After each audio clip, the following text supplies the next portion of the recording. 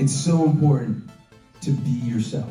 It's like there's a recklessness to my playing, because I believe rock and roll should be dangerous. I want someone to tell me a story when they're playing a lead guitar. I want to hear, oh yeah, I want it to take me somewhere. It just can't be blistering speed.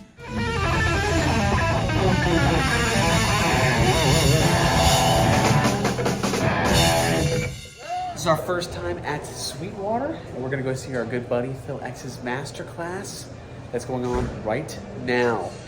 Let's go check it out.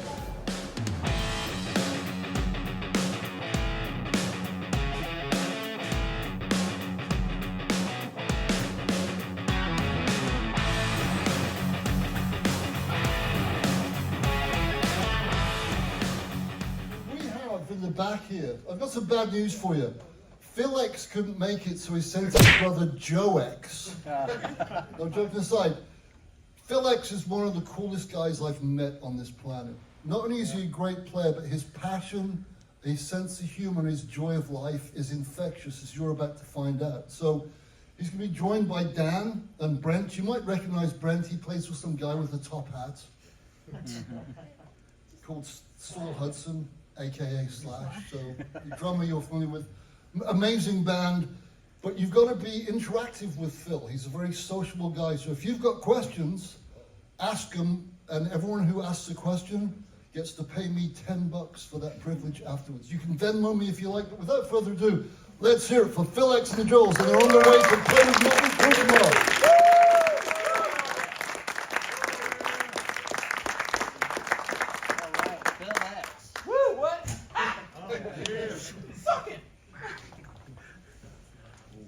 How's everybody doing? All right. I'm really sorry that you're gonna get your faces blown off. Just out of the gate, I gotta put it out there. I brought my band. All right. Well, let me tell you why I brought my band. Dan on the bass, Brent on the drums. We're heading to Springfield, Illinois in the morning to play the State Fair tomorrow night, opening for Motley Crue. All right.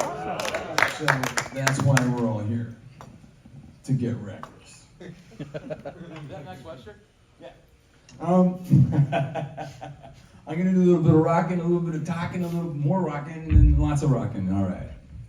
And anything you guys want to know, just think of a question, because I'm into answering questions about anything. So today it was just like, oh, I'm talking to this guy. He's like, I got just one question. And I'm like, what? And he's like, where'd you get those pants? I can't give that information away. Okay, you guys ready? Let's do it. Wait. Wait. What song are we playing? There we go. Okay. Phil, you never know what song. Yeah. Yeah. You gonna come here? You got me here? Here we go.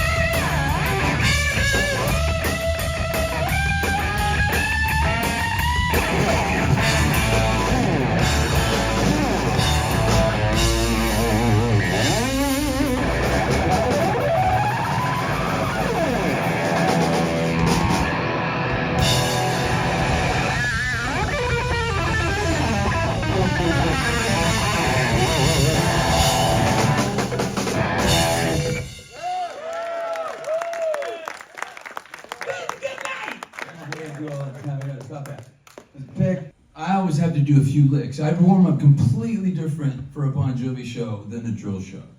So that's a good place to start.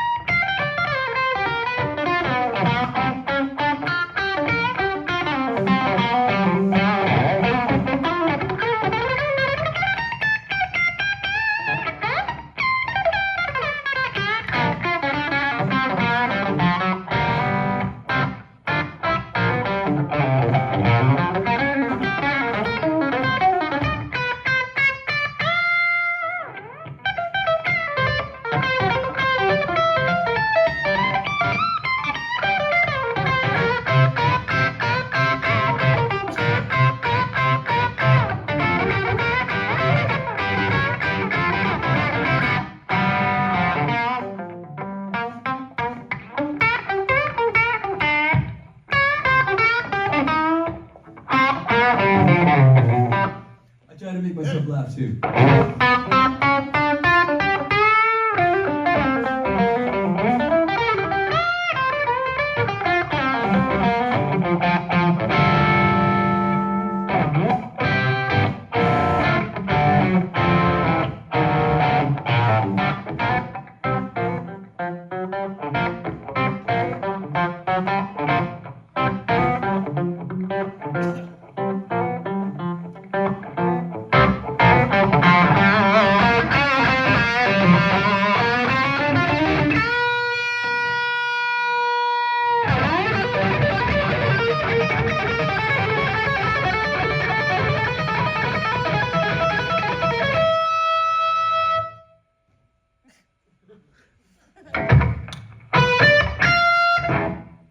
Try that one again.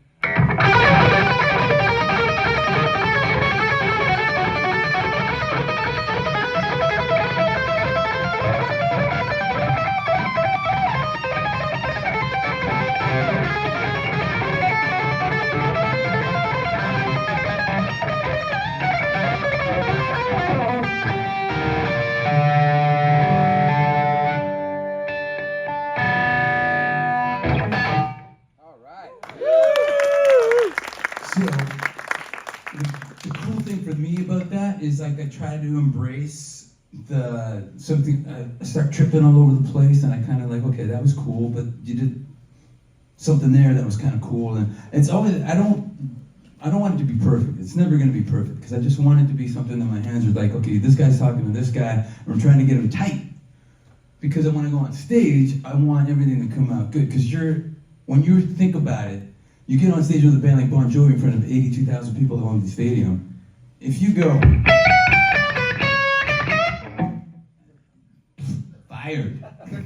fired. So it's kind of like, it's that thing where you got to be ready for anything that trips you up. It's all about, at this stage, recovery. You want to land on your feet and make it look good, like with a hair flip. But it's all that stuff, all these elements that are against you when you get on a stage. And it's a whole other set of elements against you in the studio, but I'll get to session work in a second. So I feel like, for me, I have my own style. I feel like I have my own style. Obviously, you can hear my influences. There's a lot of Eddie Van Halen.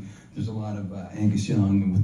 My vibrato sounds like Angus Young sometimes. And sometimes it's like Ed. And there's Randy Rhoads in there a little bit. And Tony, all these guys, Zeppelin. Everybody I grew up with is in here somewhere.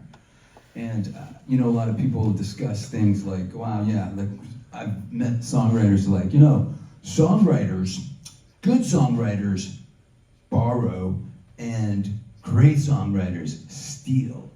And I'm like, you know what, that's all bullshit, man. It's about disguising it.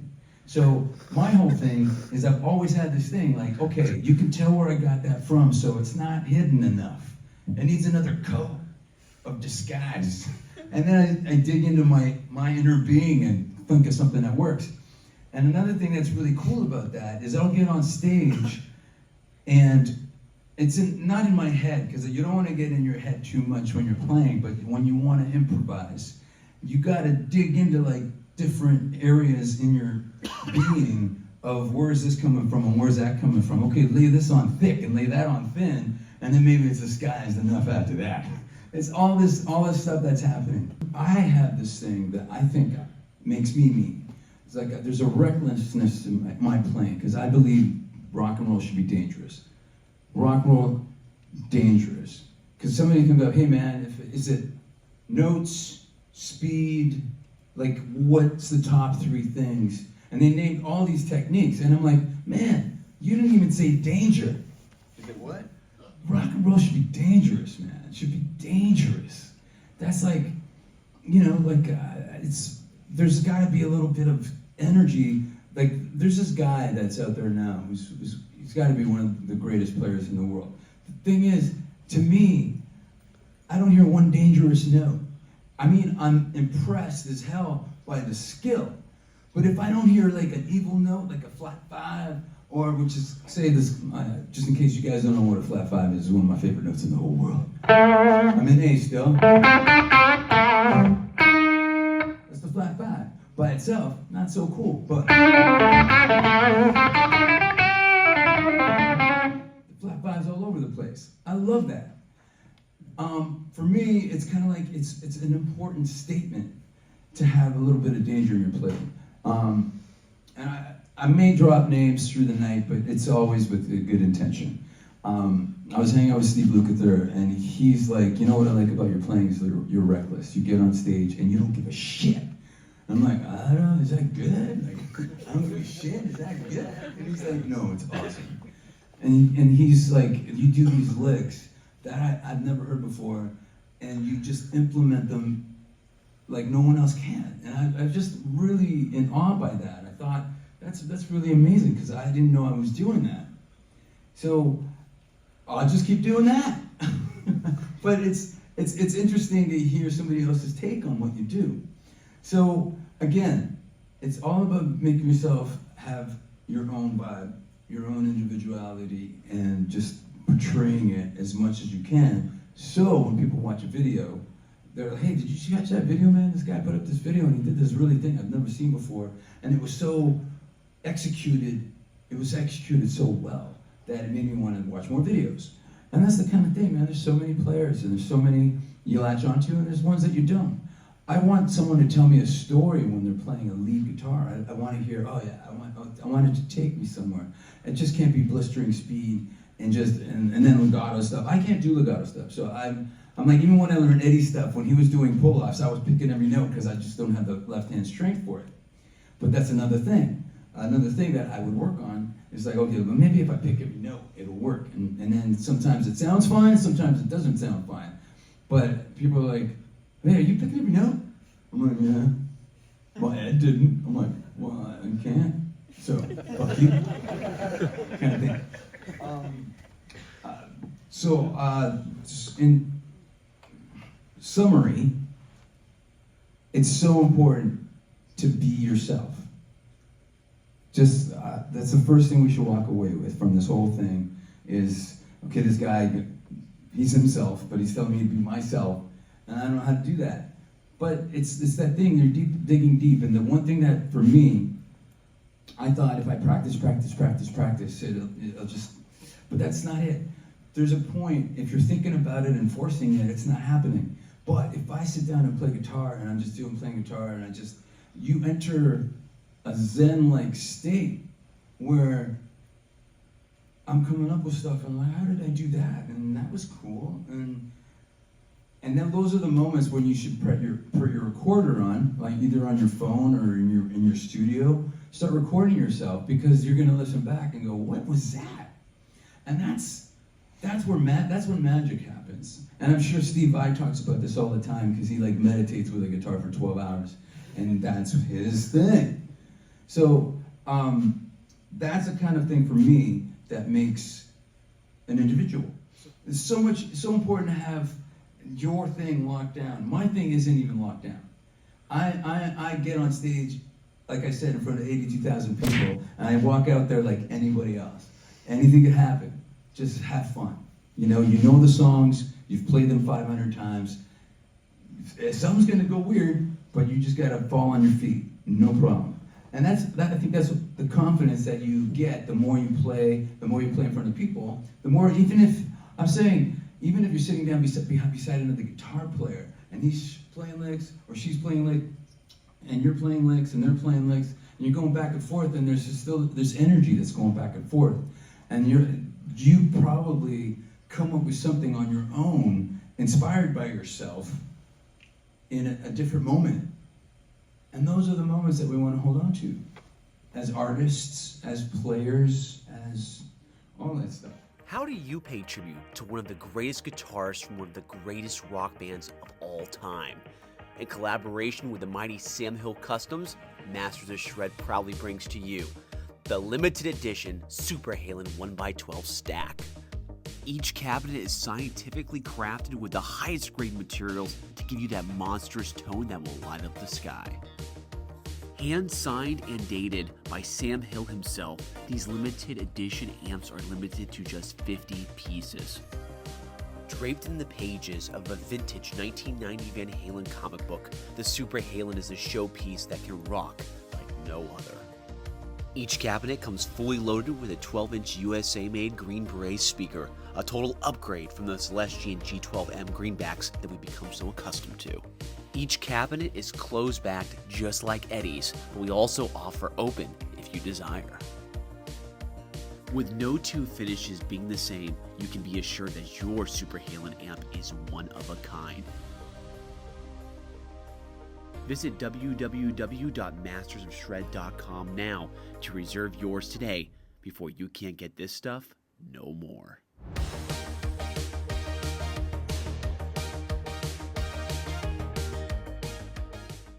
Okay, any questions? Yes, sir. The solo for It's Not Over on Daughtry. Yeah. Was that Bazooki tuning or regular tuning that you did? It's not over? Yeah. Isn't that just a Sear thing?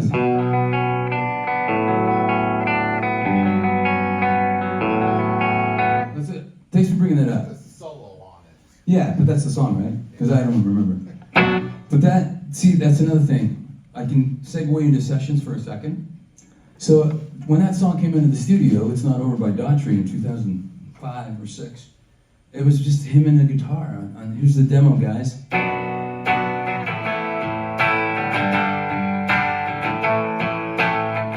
I'm like, okay, so we're not doing that. And I came up with that part.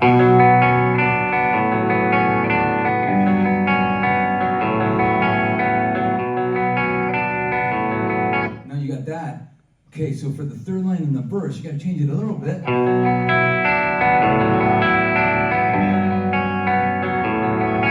Now we're cooking. And then the pre-chorus, that's when we bring out the big guitars and go. That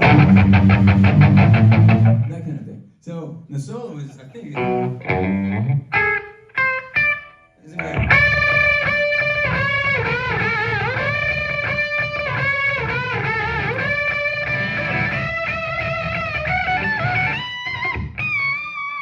So that's regular tuning, just smears. What are they called? Unison bends, right? I don't know the names of shit, man. People are like, hey, do you ever use economy picking? I'm like, what's that? I have no idea. So don't ask us questions like that, because I don't know. But, yes? Or I'll be playing in a different key I'll like stray away from the original key. I always have those worries. Check. Nope. So, okay, his question was about playing either wrong notes or not being in the right key when you're soloing, right? Okay, so I think, it's a funny story. It's a funny story that the solo to Sweet Home Alabama is in the wrong key. Because that song's in D, but the solo's in G. And a lot of people don't know that. But it sounds killer. So that was a happy accident. I think music is filled with happy accidents, that kind of thing. Notes, I don't worry about notes. I think if you hit a wrong note and it sounds weird even to you, then you can bend it into a good note. I don't know why I did that. But you're like, say you're going, like, that's a bad note. But if you're like, with distortion makes everything sound better. Okay, I can't fix that, but. So I'm hitting that note. It's all about the skies, my friends. I hit bad notes all the time. When it's important, I really try not to. Because I'm filling in for a guy like Richie Sambora and Bon Jovi, and the first time I played, the very first time I played Wanted Dead or Alive on 12 string. Like, 12 string is not my thing, man, but it had to be. So I'm going, don't fuck up. Don't fuck up. I'm thinking the whole time. Because I'm thinking, okay, we're in the encores. So I did a smoking, awesome set. But if I screw up the beginning of Wanted Dead or Alive, there's people in the next going, that guy sucks. So, there's things that you don't want to, mess around with keys and maybe play the part. For me, I believe I went into the Bon Jovi thing with the right mindset. It was like, okay, you can't stray from the solo of Living on a Prayer. It's got to be that solo. There's no, hey, let's jam this out. There's none of that. So, and there's a lot of songs like that. There are songs where I get to shine. I get to, blow a wad and keep the faith in the show, and that's a lot of fun. But it's, for the most part, if it's your thing, you can hit as many bad notes as you want. If you want to get a gig and do somebody else's thing, you probably want to stray away from the bad notes. But again, have fun with it. I always have fun with it. But the Leonard Skinner thing is cool, right? The guy soloing in the wrong key and it sounds amazing. That's pretty awesome.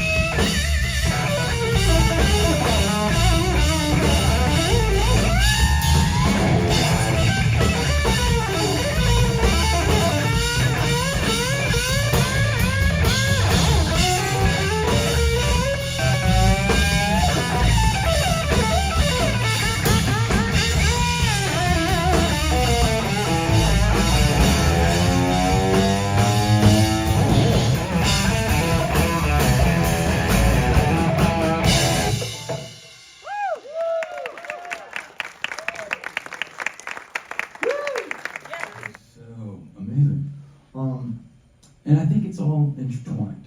I think there's a cycle of stuff. I think the 80s needed to end. I think, oh my God, you could take this song from this band and put it on this band's record, and you could take this guitar player from this band and put him in that band, and nobody would tell. It just got so about the same thing, and every song's about strippers and this and that, and fuck. So when people are like, oh man, Nirvana ruined my career, I'm like, you ruined your career. Because I'm a dick. And yes. So volume-wise, amp, guitar, and all that, when you have, your master, your gain, and then on your knob, Yeah. how do you normally do that on your amp? Because I hear many things where we'll keep the master down and really crank the gain, and do you keep 100% on your guitar volume also? I've been working my volume all day. That's my clean sound. Okay. It's like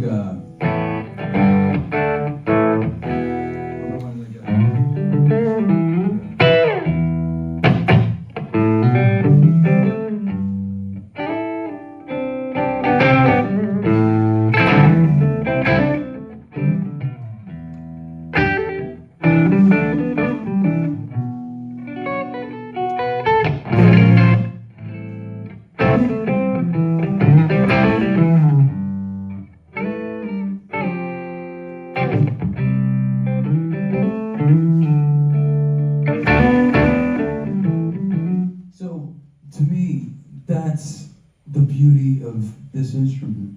Is even I have the volume set I don't have numbers, but if there was a number, it'd probably be 3. And you can hear me hitting it hard, and you can hear me hitting it soft. And guitar is supposed to be dynamic like that. And this is one setting, just the amp. Both amps, sorry.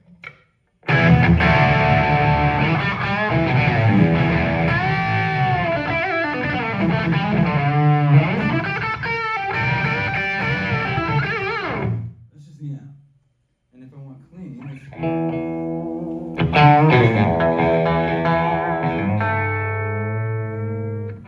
the thing for me is dynamics make it so rich.